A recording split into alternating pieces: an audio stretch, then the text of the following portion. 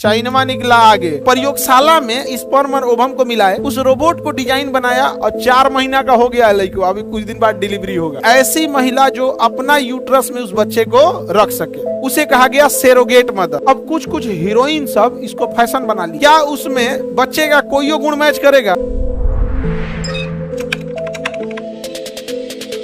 आधा जानकारी मेल से आएगा, आधा जानकारी फीमेल से। जानकारी एक जगह ही नहीं है, कंप्लीट इंफॉर्मेशन। नाखून कहाँ बनेगा, कितना नाखून का साइज होगा, नाखून कितनी मजबूत होगी। भालू का नाखून, मानव का नाखून एक ही जैसा होता है, सोच रहा बकोटे का मान से निकाल देगा यहाँ से, नहीं समझ में आ गया?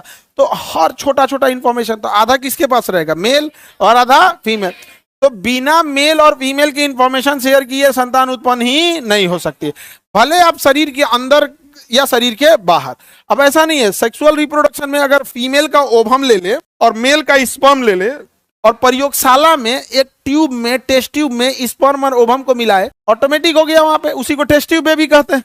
क्या कहते हैं? Test tube baby. कोई जरूरी नहीं है, अब तो साइंस इतना डेवलप हो गया है, टेस्ट ट्यूब बेबी पूरी तरह से क्या हो गया, डेवलप हो गया। चाइना ने क्या किया, एक मेल का स्पर्म लिया और फीमेल का ओवम लिया और टेस्ट ट्यूब में क्या किया, फर्टाइल करा दिया। अब वो जो 2 ही 3 दिन टेस्ट ट्यूब में जिंदा रह सकता है, उसके बाद उसको एक किसी ना किसी फीमेल का क्या चाहिए, यूट्रस चाहिए। किसी ना किसी फीमेल का क्या चाहिए, यूट्रस। तो अभी तक जो भारत में या दुनिया में होता था, वो मेल का स्पर्म ले लिया और फीमेल का ओवम लिया, उसको डिफ्यूज करा दिया और 2 से 3 दिन के बाद जब वो आपस में डिफ्यूज करके जाइगोट बना लिए, तो किसी न किसी फीमेल के शरीर में रख दिया। यदि जिसका बच्चा है उसी के शरीर में रखा तो हो जाएगा test tube baby, IVF, in vitro fertilisation. जैसे जिस महिला का ओवम है और उसके हस्बैंड का वो ले लिया और मिला, क्योंकि कई बार क्या होता है ना, शरीर के अंदर कुछ कॉम्प्लिकेशंस होते हैं, तो शरीर के अंदर फर्टिलाइजेशन नहीं हो पाता है, तो डॉक्टर मजबूरी में ये करता है और उसी महिला में रख दिया, तो क्या हो गया, IVF। लेकिन अगर उसी महिला से क्या लिया, ओवम, पुरुष से लिया स्पर्म और क्या हो गया, बना लिया। अब उस महिला का यूट्रस से विकसित नहीं है, उस महिला का यूट्रस से विकसित नहीं है, और अगर उस महिला के यूट्रस में इंजेक्ट किया तो यूट्रस विकसित नहीं है, तो मर जाएगा। तो इसके लिए बनाया गया कोई ऐसी महिला जो अपना यूट्रस में उस बच्चे को रख सके, उसे कहा गया सेरोगेट मदर। क्या कहा गया? जब हम ऐसे कोई गरीब महिला है दूसरे को रखना चाहती है तो उसको कुछ पैसे दिया जाता है, फिर डॉक्टर उसके शरीर में इंजेक्ट कर देता है, यूट्रस में क्या कर देगा, इंजेक्ट कर देगा, तो वो बच्चे को पालेगी। तो जो सेरोगेट मदर है, क्या उसमें बच्चे का कोई गुण मैच करेगा? उधर कोई गुण मैच नहीं किया भैया, सारा गुण तो होता है DNA के अंदर।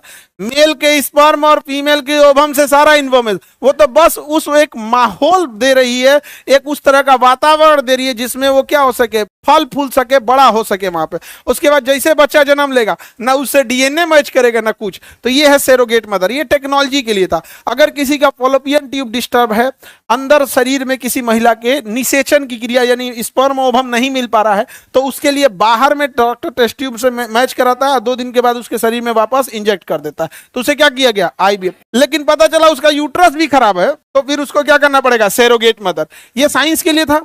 अब कुछ कुछ हीरोइन सब इसको फैशन बना ली। चाइनवा निकला आगे, वो क्या किया, स्पर्म लिया, ओवम लिया, फर्टाइल कराया। वो महिला का यूट्रस खराब था, तो कहा कि भैया उसके में रखेंगे तो मर जाएगी, तो कहा कि सेरोगेट में रखें। तो उसने सोचा कि सेरोगेट में रखने से अच्छा एगो रोबोट में रखते, तो सेरोगेट की जगह किस में रखा, रोबोट।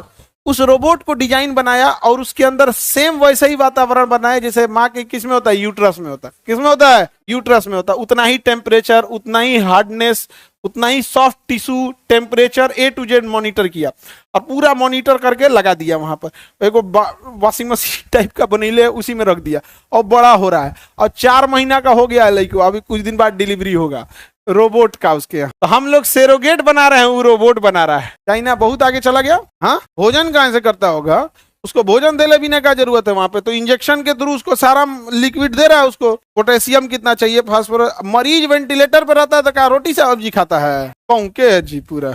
उसको वो भोजन में क्या है, जो चीज है वो लिक्विड फॉर्म में दे देगा वहां पे, और धीरे धीरे धीरे धीरे डेवलप हो जाएगा। और ये डेवलप हो गया तो समझिए क्या हाल होगा, एक नया क्रांति आ जाएगा यहाँ पे।